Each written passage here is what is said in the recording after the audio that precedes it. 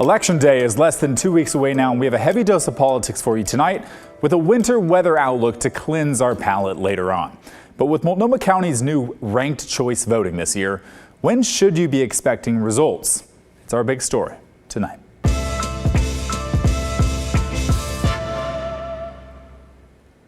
In Portland, there's a whopping 19 people running for mayor. This is a picture of what a sample ballot looks like. This one is for District 2, and depending on where you live, you could have anywhere from 16 to 30 candidates for city council. You're allowed to rank up to 6 of them. You do not need to choose 6, only rank the people you would like to see elected. But once those ballots are in, what's the timeline for next steps and results? We talked with Multnomah County's elections director, Tim Scott, to find out. He says they'll be releasing preliminary results at 8 p.m. on election night, just like always. And he expects that will be a good chunk of the total numbers. We typically release in that 8 o'clock results report, we are typically releasing 50 to 60% of the total ballots cast for the election. And we don't expect that to change with ranked choice voting. So more than half the ballots, the results for more than half the ballots will be released in that first round of results on election night. Giving us a good sample of what to see, but not everything. After Election Day, they'll release results once per day, no later than 6 p.m., he says. Scott says the county is usually able to count more than 90% of the ballots by the Thursday after Election Day. So we'll have a better idea of where things are going throughout the week, but nothing final.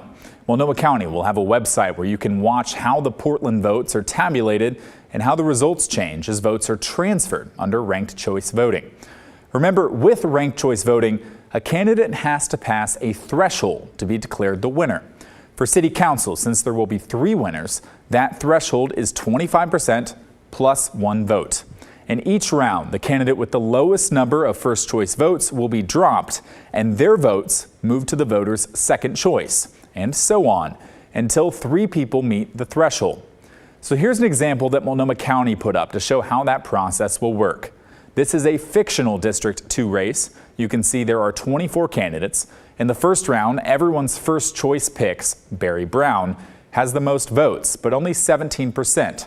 So Barry Brown has not met the threshold. You can click forward to see how the lowest picks are dropped, and everyone who ranked them first has their votes transferred to their second choice. That's in green on the bar chart. It'll start to get a lot bigger as we go. Since there are so many candidates in this race, it'll take a lot of rounds to get to the final 3. By about round 15, around half the candidates have been eliminated, but no one has cleared the 25% plus 1 threshold just yet. That takes until round 21, when Barry Brown gets there.